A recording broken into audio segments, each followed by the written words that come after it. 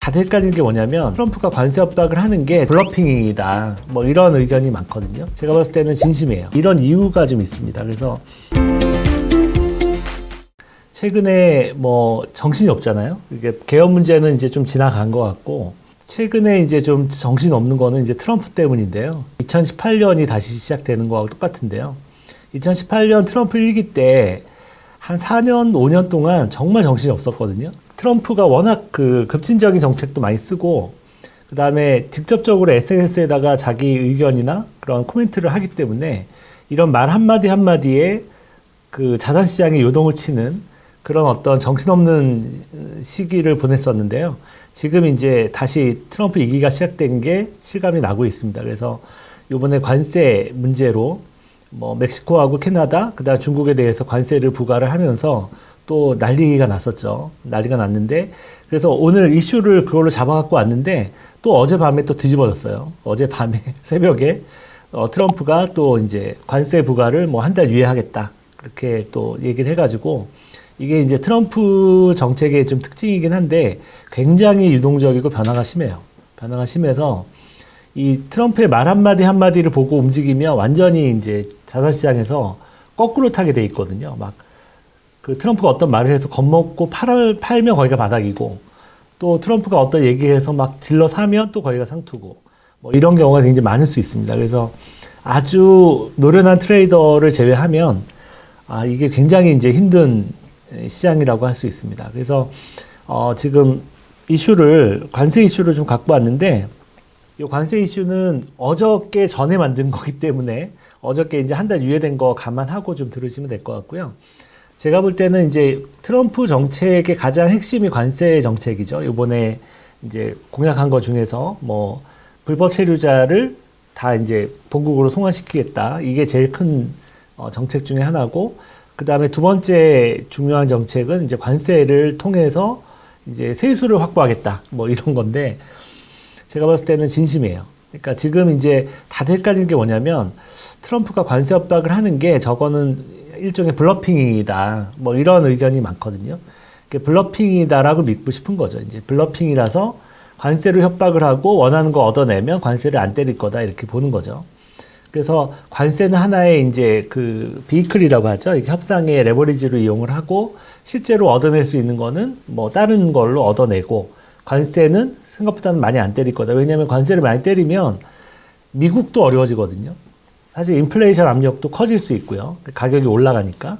그 다음에 인플레이션 압력이 커지면 장기금리 상승도 있을 수 있고, 그 다음에 달러도 강세로 가면서 이제 이 안전자산들이 좀 각광을 받을 수 있겠죠. 금이라든가 이런 것들이. 그래서 그런 어떤 흐름들이 있기 때문에 아마 트럼프가 사업가인데 뭐 그렇게까지 하겠느냐, 부작용을 감수하고 하겠느냐라는 인식이 더 많아요. 지금도. 어저께 또 그걸 보여준 거죠. 또 한 달 유예를 하면서 또 되게 플렉서블하게 움직이는 이제 이런 상황이 됐는데, 그래서 저도 이제 이런 문제에 대해서 되게 고민을 많이 했습니다. 그러니까 트럼프 1기 때하고 2기 때의 차이점, 그 다음에 트럼프가 관세를 하려고 하는 이유, 뭐 이런 것들을 다각적으로 좀 살펴봤는데 그런 내용을 지금 오늘 이슈에 좀 적었습니다. 보시면은 트럼프가 캐나다, 멕시코, 중국의 관세 부과, 행정명령, 서명. 이 부분은 이제 한 달 연기가 됐지만 어쨌든 지금 아직은 진행 중인 거죠. 연기가 됐을 뿐인 거지. 그래서 이런 어떤 25% 관세를 매기고 중국의 10% 추가 관세를 매기는 이런 어떤 서명을 했는데 왜 하필이면 그러니까 트럼프 1기 때는 중국에 대해서만 때렸잖아요. 관세를. 근데 2기 때 왜 갑자기 캐나다와 멕시코에 대해서 관세를 25%씩 부과를 하느냐. 이거를 원인을 좀 알아야 되거든요. 이유를. 왜 그러는지 이유를 좀 알아야 될 것 같습니다. 그래서 이번에 1기 때와 다른 거는 이제 동맹국들, 그러니까 유럽이나 한국에 대해서도 아마 관세를 매길 것 같고요. 그 다음에 이런 어떤 캐나다나 멕시코처럼 미국에 인접한 동맹국들한테 특히 더 많이 매기잖아요. 그러니까 이런 이유가 좀 있습니다. 그래서 이게 왜 그러냐면 1기 때는 중국에 대해서는 관세를 때렸는데 중국이 그거를 피해갔단 말이죠. 그러니까 관세를 때렸는데 중국이 어떻게 했냐면 그 관세 부분을 좀 완화시키기 위해서, 충격을 완화시키기 위해서 두 가지를 했어요. 하나는 이제 위안화를 절하시켰죠. 그러니까 위안화 환율을 절하시키면 수출할 때 더 많은 달러를 받을 수가 있잖아요. 그래서 그런 부분에서 이제 좀 어느 정도 관세 효과를, 관세를 예를 들어 20% 맞았다 그러면 10% 정도는 환율을 올려가지고 위안화를 약세를 보내서 좀 충격을 완화했고요. 그다음에 나머지 10%는 어떻게 완화했냐면 중국에서 직접 나가면 관세를 맞겠지만 우회 수출을 하면 관세를 안 맞겠죠. 그래서 중국이 멕시코라든가 캐나다라든가 이런 어떤 그 미국과의 관세가 없는 지역을 통해 가지고 우회 수출을 했어요. 그래서 우회 수출을 한 곳이 이제 제일 큰 게 멕시코, 캐나다, 그 다음에 동남아시아 지역에서는 베트남이 대표적인 곳이죠. 베트남으로 자본이 엄청 들어간 거죠. 중국 자본이 들어가서 거기서 만들어 가지고 미국으로 수출이 되니까 그건 관세 안 맞잖아요. 그런 식으로 우회 수출을 해서 피했단 말이죠. 그래서 실제로 관세 부과 효과 별로 없었어요.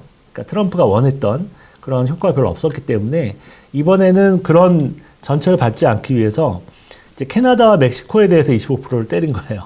이거는 표면적으로는 멕시코에 마약이 너무 많이 들어왔기 때문에 그것 때문에 이제 하는 거다 이렇게 얘기를 하지만 그러면 캐나다에 대해서는 왜 때리는 거죠? 캐나다는 사실 마약이 들어오는 데가 아니잖아요. 그런데도 불구하고 캐나다까지 25%를 부과한다는 건 제가 봤을 때는 이거는 중국에 대한 견제예요. 그러니까 중국의 우회 수출로까지 다 관세를 때려서 막겠다는 거죠. 그래서 이거는 결국은 대중국 정책이 이제 관세 정책이 시작된 거다라고 보고 있고요. 요게 이제 중간중간 이번처럼 갑자기 협상을 하면서 한 달 유예를 시킨다든가 이런 어떤 변수들은 있겠지만 제일 중요한 거는 핵심은 이제 중국에 대한 이제 전방위적인 포위다 이렇게 보고 있습니다. 그래서 여기 보시면 지금 관세 역사에 대해서 이제 그래프로 좀 나와 있는 건데요. 요게 이제 1920년대, 30년대 이때 관세가 굉장히 높았을 때거든요. 요때가 보호무역주의 시대. 그다음에 요때부터 요때가 자유무역주의 시대. 관세가 별로 없고 자유롭게 그러니까 물동량이 왔다 갔다 하는 글로벌하게 이게 자유무역 시대였죠. 그리고 다시 이제 보호무역주의 시대가 시작되는 거예요. 그래서 관세가 지금 여기 위치가 여기고요. 앞으로 트럼프가 하겠다는 게 이 정도 위치예요. 그러니까는 이때 20년대보다 훨씬 더 높은 관세를 부과하겠죠. 근데 저는 이거는 역사적 의미가 있다고 봐요. 그러니까 트럼프가 갑자기 관세를 들고 나온 거는 그 역사적 관점에서는 되게 의미 있다고 보는데 왜 그러냐면 제가 이제 예전에 강의하면서 이런 얘기 되게 많이 했었는데 20년대에서부터 30년대, 40년대 이때 보호무역주의 시대 때 이때 그 미국의 부채가 굉장히 많이 줄었어요. 그러니까 미국은 특징이 있어요. 미국은 미국 자체의 국가 부채가 너무 늘면, 그러니까 GDP 대비해서 100% 이상 늘면 보호무역주의로 전환이 돼요. 그러니까 미국 우선주의로 전환이 되면서 국부를 이렇게 끌어모으는 거죠. 미국 안으로. 그러니까 좀 이기적인 약간 그 조폭 두목에서 이제 일진이 돼가는. 예. 갑자기 애들 이렇게 돈 뜯고 이러는 거죠. 그래서 우리 먼저 먹고 살아야 된다고 생각하는 거죠. 그리고 나가 있는 제조업도 다시 다 불러들이는 어떤 이런 조치를 취하거든요. 그래야지 무역수지 적자나 경상수지 적자도 줄어들게 되고 또 강달러 정책을 쓰게 돼요. 환율 금리도 높게 유지하고 강달러 정책을 쓰면서 돈이 나가 있는 돈들이 미국으로 들어올 수 있게 이런 식으로 보호무역주의를 추구하거든요. 추구하면서 그렇게 하다 보면 이제 미국 국가 부채가 줄어들어요. 그러니까 미국 국가 부채의 비율이 이렇게 줄어들게 되면 보호무역주의를 계속 유지하다가 국가 부채 비율이 거의 한 70%, 60%대까지 떨어지면 어느 정도 구조정이 된 거잖아요. 그리고 나면 다시 모노를 개방하고 이제 자유무역 시대로 가는 거죠. 이제 달러를 외부로 뿌리고 무역수지 적자, 경상 적자를 감수하면서 이제 해외로 공장도 나가고 이런 어떤 자유무역 시대로 가게 됩니다. 그래서 자유무역 시대로 가면 또 이제 돈을 흥청망청 쓰고 돈을 찍어대기 때문에 결국은 달러가 장기적으로 약세를 보이고 또 국가 부채도 늘어나고 어떤 이런 사이클을 가지는데 이 사이클이 보통 한 3, 40년 정도의 사이클이에요. 그러니까 3, 40년 주기의 사이클. 그래서 요 시절 1920년대, 30년대, 40년대, 50년대 이 시절에 이제 보호무역주의 시대였고요. 그 다음에 국가부채 줄어들고 나서 이 시대, 요 80년대, 90년대부터 2020년대까지는 자유무역 시대였죠. 요 중간에 이제 90년대, 그 다음에 2000년대 요때 이제 중국이 WTO를 통해 가지고 이제 글로벌 시장에 진입을 했고요. 이렇게 되면서 이제 미국은 계속 돈을 찍어내고 그 다음에 그냥 돈 찍어서 사주는 거죠, 물건을. 사주면서 이런 자유무역주의 시대 때 신흥국이 발전을 해요. 그러니까 신흥국은 결국은 이 개발도상국서부터 해가지고 뭘로 뭐 일어서야 되는 거죠. 돈이 없잖아요. 달러도 없고 하기 때문에 결국은 낮은 인건비와 이제 기술을 높여가면서 낮은 인건비를 바탕으로 해서 제조업을 키우죠. 제조업을 키워서 물건을 만들어서 어떻게 하죠? 내수 시장이 없잖아요. 그러니까는 다 이제 수출을 해서 먹고 살아야 되는데 그런 식으로 개발도상국 때 수출을 중심으로 해서 일어선단 말이에요. 국가들이. 그래서 중진국으로 가고 중진국에서 선진국으로 가고 이런 어떤 발전 단계가 있는데 이 신흥국들이 이렇게 일어서는 기간이 요 기간이에요. 자유무역주의 시대. 이때 이제 미국이 다 그 물건 사주니까 돈을 찍어서. 그래서 이제 신흥국은 수출을 하고 미국으로부터 돈을 받아서 달러가 많이 생기잖아요. 그거 가지고 이제 인프라 투자도 하고 내수도 돌리고 또 뭘 하죠? 미국의 국채도 투자를 하고 미국 국채를 투자해서 외환보유액에 쌓아놓는 거죠. 이런 식으로 달러가 사이클을 그리면서 돌아가는 이런 시대가 자유무역주의 시대였고요. 지금 다시 보호무역주의 시대로 전환이 되고 있다. 왜? 왜 그럴까요? 시대적으로 보면 이 사이클이 일단 40년 사이클 끝났고요. 그 다음에 두 번째는 이 40년 동안 미국의 쌍둥이 적자와 미국의 과도한 재정 때문에 미국의 국가부채가 어마어마하게 늘었어요. 특히 2021년, 22년에 더 많이 늘었죠. 그 코로나 때 돼서 이제 더 점프를 해가지고 지금은 국가부채 비율이 100%가 훨씬 넘었잖아요. 그래서 지금은 이제 미국의 재정 위기가 우려될 정도까지 재정이 안 좋단 말이죠. 국가부채도 많이 늘고 재정 적자도 너무 많고 보통은 GDP 한 2, 3% 정도 내에서 재정 적자를 유지하는 게 정상인데 지금은 막 5%, 7% 이렇게까지 적자를 낸다는 건 상당히 문제가 있는 거예요. 이미 미국은 이미 돌아올 수 없는 강을 건너는 상태죠. 왜냐하면 이자 비용 자체가 너무 늘어가지고 그게 이자 비용이 그 국방비 지출보다 많아지고 있어요. 그러니까 이거는 이제 빚에 빚이 느는 그러니까 악순환에 들어간 상황이거든요. 그러니까 재정 악순환이라고 하는데 이제 그런 상황까지 갔기 때문에 미국은 진짜 이렇게 기축통화국을 유지를 하려면 필히 이 문제를 해결을 해야 돼요. 해결을 해야 되기 때문에 이제 트럼프가 아니래도 보호무역으로 갈 수밖에 없다는 거죠. 이제는 또 이제 예전에 보호무역 할 때보다 더 유리한 위치인 건 에너지가 자립돼 있잖아요. 예전에는 에너지는 자립을 못 했거든요. 곡물은 자립을 해도 에너지는 미국 중동에 의존했었단 말이죠. 지금은 셰일가스 때문에 에너지도 자립돼 있는 상태잖아요. 그러니까 미국은 아쉬울 게 없어요. 그냥 내수시장 크고 그 다음에 자급자족이 가능한 나라고 그 다음에 이런 식으로 관세 때려가지고 그냥 관세 수입을 얻어서 재정을 보충하는 거예요. 재정을 보충하고 재정 적자를 줄이고 그리고 이런 식으로 가면 무역 수지흑자도 줄게 될 거 아니에요? 네, 적자도 줄게 되고 그렇게 되면서 외부에서부터 이제 달러가 들어오게 되는 거죠. 왜냐하면 미국만 잘 나가니까. 그러니까 이렇게 초강대국이 지만 살겠다고 이렇게 나선다는 건 그러니까 나머지 국가 다 죽이는 거잖아요. 그러면 돈이 다 어디로 가겠어요? 전 세계 돈이. 다 미국으로 쏠리겠죠. 그러면 달러는 강세로 보일 거고 달러 강세 때문에 또 많은 자금들이 또 미국으로 쏠리게 되고 이런 효과가 생기는 거예요. 그리고 미국은 달러 강세를 통해 가지고 인플레이션도 어느 정도 억제할 수 있고 관세를 올리면 인플레이션이 발생하는데 인플레이션 발생하는 걸 최대한 억제하려면 어떻게 해야 되죠? 고금리 정책과 강달러 정책이 필요한 거예요.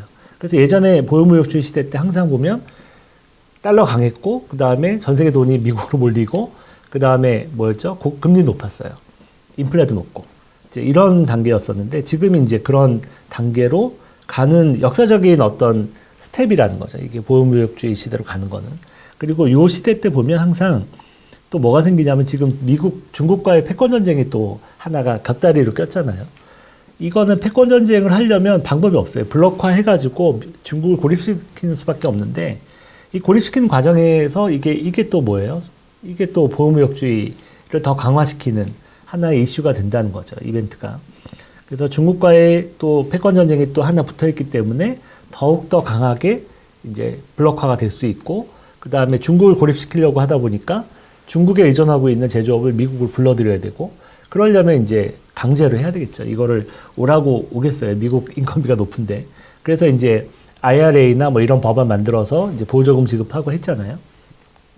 그래서 지금은 이 경제 논리가 아니라 이제 안보 논리로 돌아가는 시대가 된 거예요. 안보상 뭐가 있다면 경제 논리는 무시가 되는 거죠.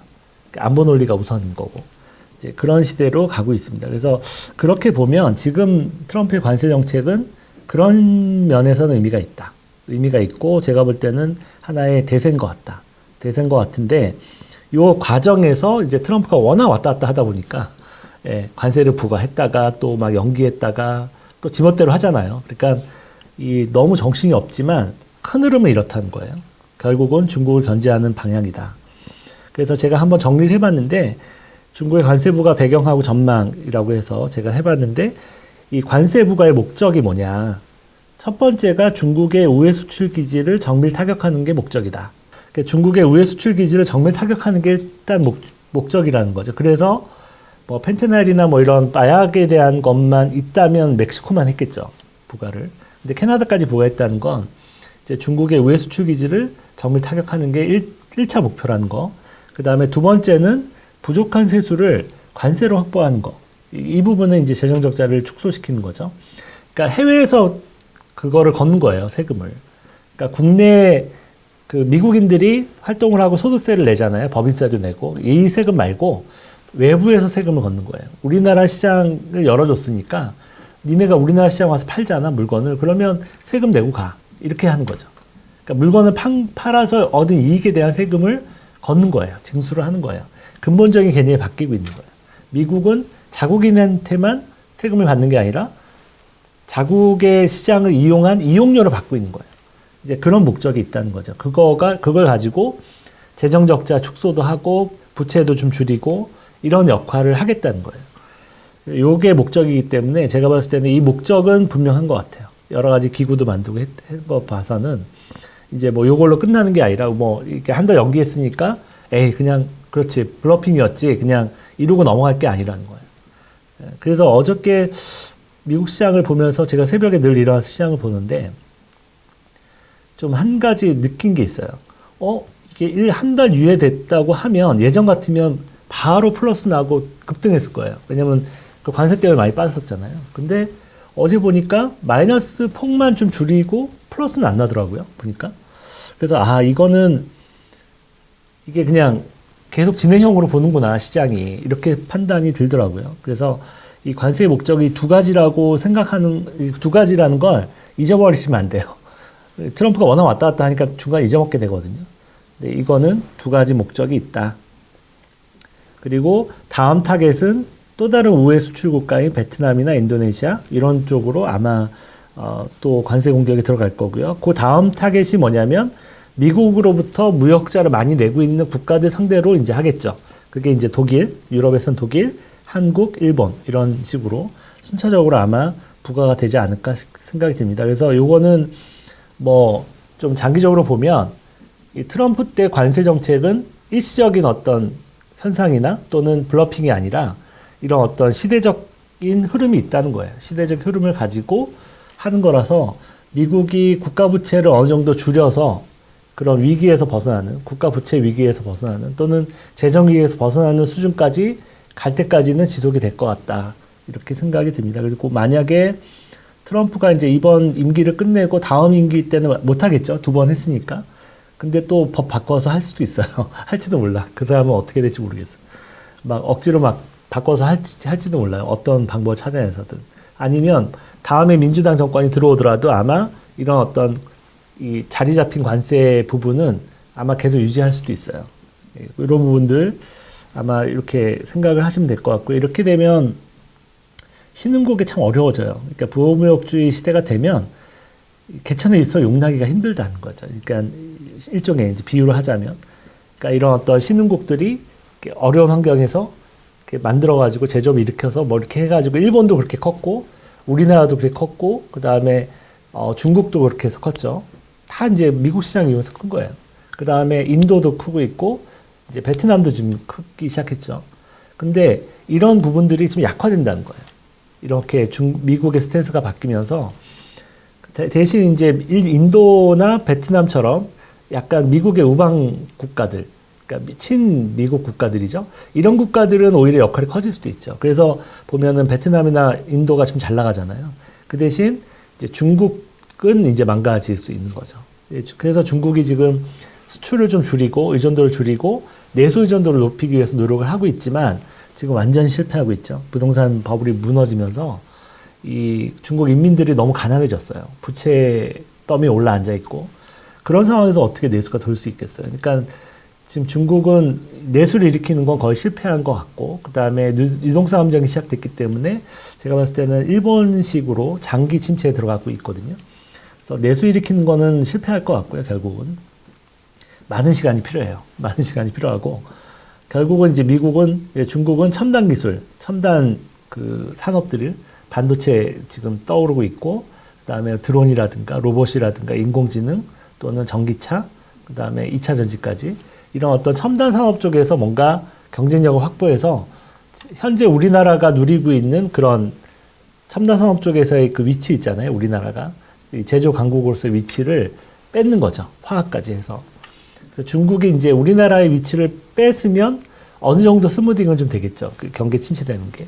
지금 그 전략으로 가고 있어요. 치킨 게임을 하고 있는 거죠. 그래서 이게 반도체까지, 레거시 반도체까지 들어왔기 때문에 우리나라는 상당히 어려운 시기가 시작됐다. 그러니까 미국의 보호무역주의 때문도 어렵고, 그 다음에 중국의 어떤 추격, 그리고 중국의 타겟이 우리나라가 갖고 있는 시장이거든요. 점유율이거든요. 그러니까 이 점유율을 뺏어가야 중국도 사는 거기 때문에. 근데 이렇게 싸움이 붙었을 때, 과연 우리나라가 버틸 수 있을까? 쉽지 않아요. 예, 가격 앞에는 장사가 없거든요.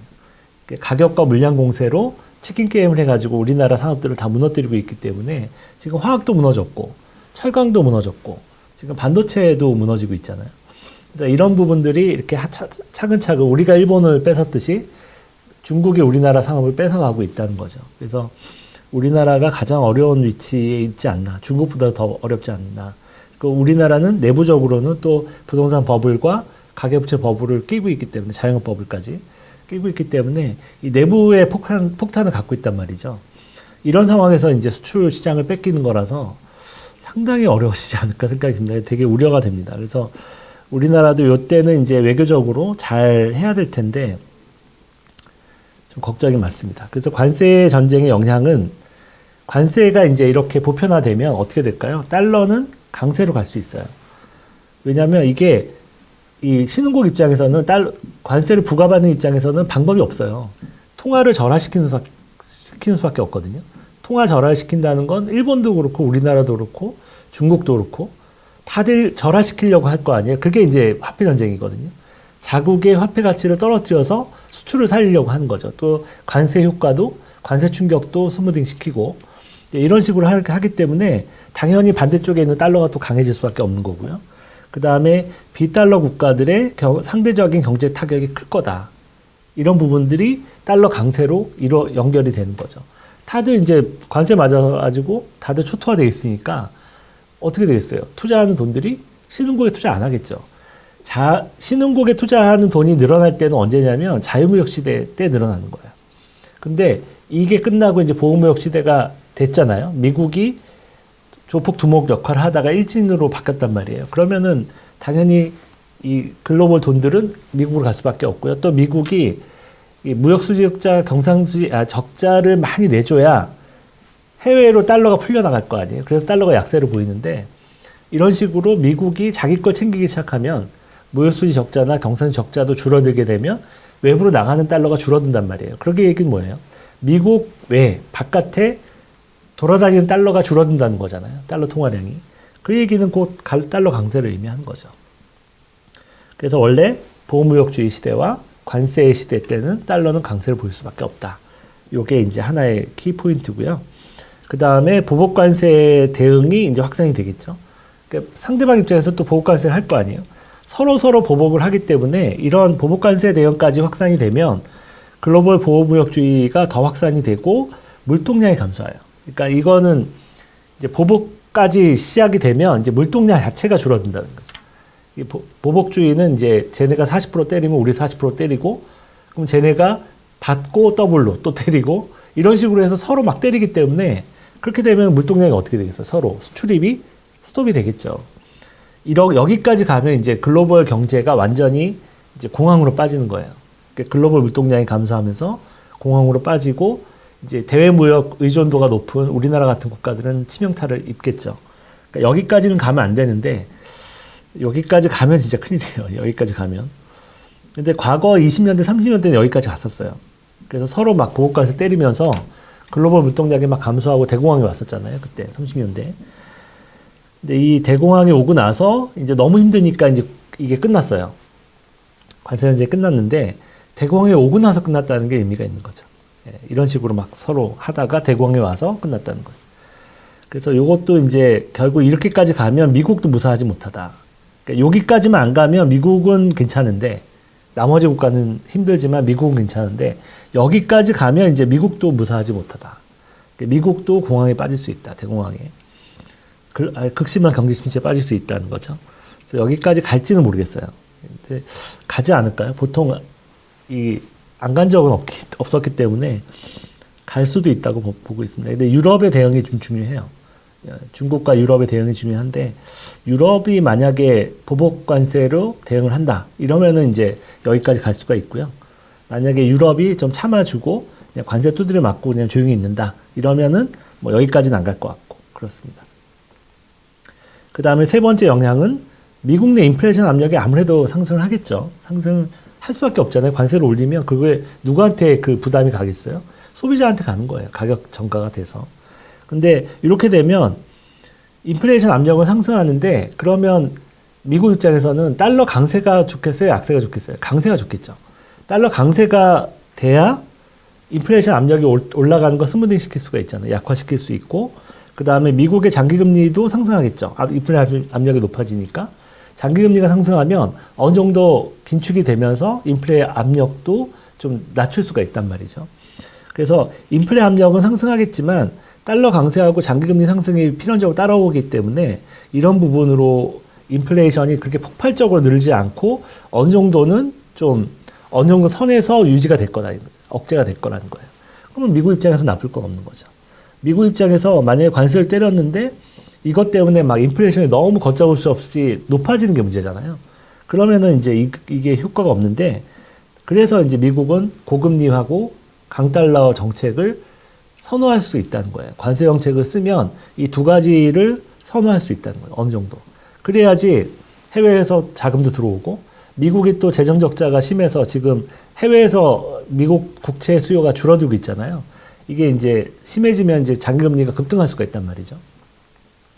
장기금리 급등하면 미국 경기 침체에 심하게 빠질 수 있기 때문에 장기금리가 천천히 오는 건 괜찮은데 급등하면 안 되거든요. 그러니까 이게 이제 재정위기인데 일종의 2012년 유럽처럼 재정위기가 오는 건데 여기까지 안 가려면 미국은 달러 강세를 유지를 해야 돼요. 달러 강세를 유지하고 높은 금리를 유지하면 해외에서부터 미국 국채 수요가 늘어난단 말이에요. 그러면 어느 정도 미국으로 달러가 모이기 때문에 경기 침체를 막을 수가 있죠. 경제도 유지할 수 있고. 그래서 제가 볼 때는 뭐 트럼프가 달러 약세를 원한다, 막 금리 낮길 원한다 이렇게 얘기하지만 제가 봤을 때는 이거는 필연적인 것 같아요. 관세 정책을 쓴다면 달러 강세와 고금리 정책은 자연스럽게 따라올 수밖에 없다. 그리고 네 번째 영향은 신흥국 주식시장의 타격이 클 거다. 아까 말씀드렸듯이 이거는 이제 신흥국한테는 정말 힘든 환경이기 때문에 일종의 이제 돈을 뜯기는 입장이잖아요. 뜯기는 입장이라서 신흥국이 좋을 게 별로 없죠. 근데 이제 이 안에서 이제 인도라든가 뭐 베트남까지 모르겠어요. 인도까지는 뭐 인도 정도는 괜찮을 것 같은데 왜냐하면 좀 우방국 중에서 누군가는 이 싼 임금으로 해줘야 되니까 이 부분은 인도가 맡을 수가 있죠. 그래서 인도는 괜찮을 것 같은데 베트남도 뭐 괜찮을 것 같고요. 이런 국가들 제외하고 이제 한국 같은 나라가 좀 애매한 거죠. 그러니까 인건비 싸게 해가지고 하는 국가도 아니고 그 다음에 좀 중진국에서 선진국으로 이제 도약을 했는데 그 산업에 보면은 이제 좀 제조업의 핵심적인 산업들을 다 갖고 있는데 이거를 또 중국한테 뺏기다 보니까 한국 같은 나라가 정말 이렇게 타격이 좀 있을 거다 이런 생각이 듭니다.